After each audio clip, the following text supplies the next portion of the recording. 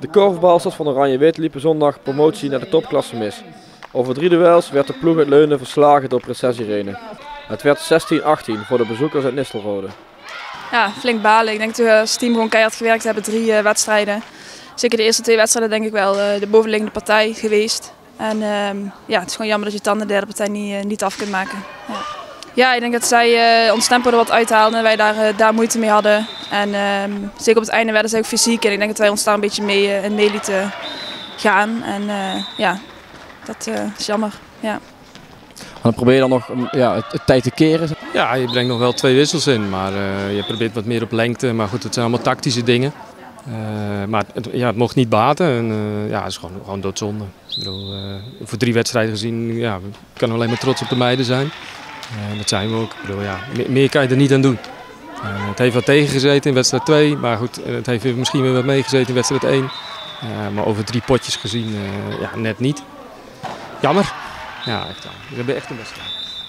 En om heel eerlijk te zijn, de eerste helft miste zij aardig wat op de rand viel. En, dus je moet wel eerlijk zijn, je had ook 5,8 kunnen staan. En dan ga je toch nog gelijk de rust in en dan zie je toch nog goede kansen. Dus ja, we hebben het geprobeerd. Ja, want horen jullie echt thuis op dat topklasse niveau, weet je? Nou, ik denk als wij het vandaag hadden kunnen laten zien en we waren gekomen, dan hoor je er thuis, denk ik. En ik denk dat wij met deze ploeg ook wel echt wat moois kunnen neerzetten. En dat hebben we ook wel gezien, deze 3 wedstrijden eigenlijk. Ja. En je ziet ook wel, het leeft wel gigantisch. Wat dat betreft misschien ook wel genieten. Jawel, we hebben zeker wel genoten. We vinden het ontzettend mooi dat er zoveel publiek is, wat we ook niet verwacht hadden. Maar er was gewoon heel veel publiek, ook de uitwedstrijd vorige week. En ja, dat geeft ons wel nog extra energie, dus dat is wel heel mooi. Ja. Zeker. En nu weer terug naar het veld, ja, is dat dan lastig om die knop weer om te zetten?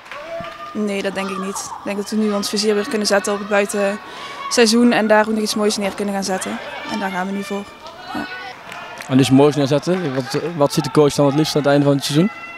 Ja, de promotie naar de topklasse. En dat is natuurlijk wel waar we ook dit seizoen op hebben ingezet. Buiten naar de topklasse.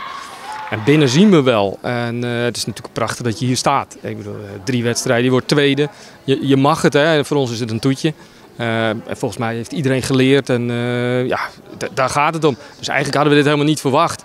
Maar ja, dan ben je zo dichtbij, dan moet je gewoon gaan. Ik bedoel, proberen.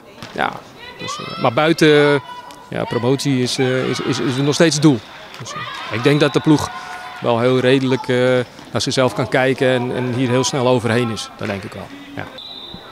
De promotiejacht van Oranje-Wit krijgt maandag een vervolg. Dan wordt de veldcompetitie hervat in Bladel tegen Bladella.